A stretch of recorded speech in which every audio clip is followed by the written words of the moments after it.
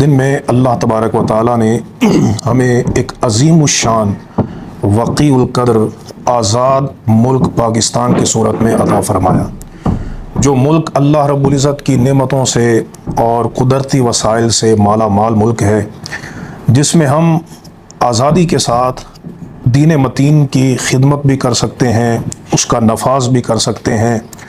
اس میں ہم اپنے مولا کی بندگی بھی کر سکتے ہیں، اس میں ہم نظام مصطفیٰ صلی اللہ تعالیٰ علیہ وسلم کو نافذ بھی کر سکتے ہیں۔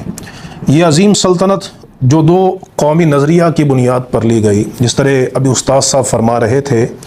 کہ بنیاد یہ بنی تھی کہ ہندوؤں کی ثقافت، ان کی تہذیب، ان کا تمدن، ان کا رہن سہن بالکل مسلمانوں کے برعکس تھا، اور اس اختلاط کے ماحول میں آئے دن جھگڑے، فساد اور باہمی خانہ جنگی جو ہے یہ ہوتی تھی۔